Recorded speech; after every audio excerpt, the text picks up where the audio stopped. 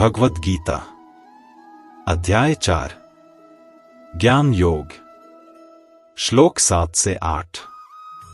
यदा यदा हि धर्मस्य ग्लानिर्भवति भारत अभ्युत्थानमधर्मस्य तदात्मानं सृजाम्यहम् परित्राणाय साधूनां विनाशाय च दुष्कृताम् धर्म संस्थापनार्थाय संभवामि युगे युगे।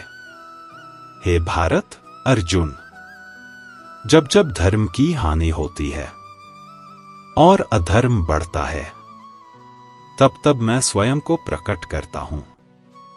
मैं साधुजनों की रक्षा के लिए, दुष्टों के विनाश के लिए और धर्म की स्थापना के लिए हर युग में जन्म लेता हूं। यह श्लोक में श्री कृष्ण बताते हैं कि वो कब और क्यों प्रकट होते हैं।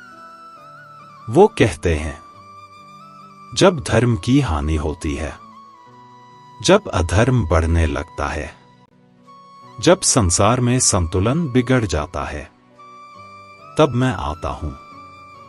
यह आना कोई साधारण जन्म नहीं है, यह एक दिव्य हस्तक्षेप है, एक ऐसा निर्णय जो करुणा और जिम्मेदारी से लिया गया है।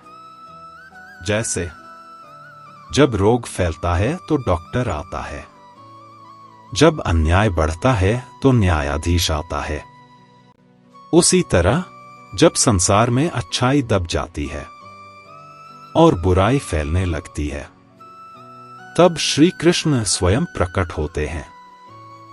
लेकिन उनका आना हमेशा शरीर में हो ऐसा जरूरी नहीं।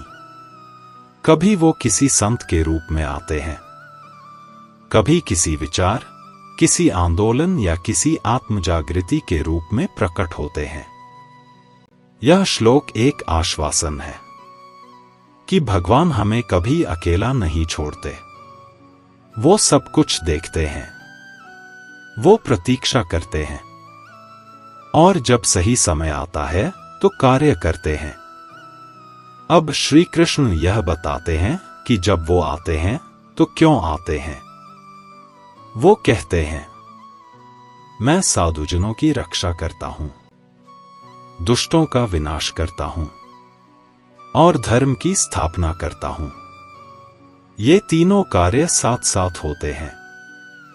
जैसे कोई माली बगीचे में आता है, वो अच्छे पौधों की रक्षा करता है, कीड़े और खरपतवार हटाता है और फिर से बगीचे को सुंदर बनाता है।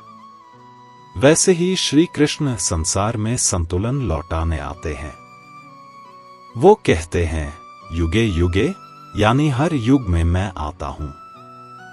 यह जरूरी नहीं कि हर बार मैं श्री राम या श्री कृष्ण के रूप में आऊं।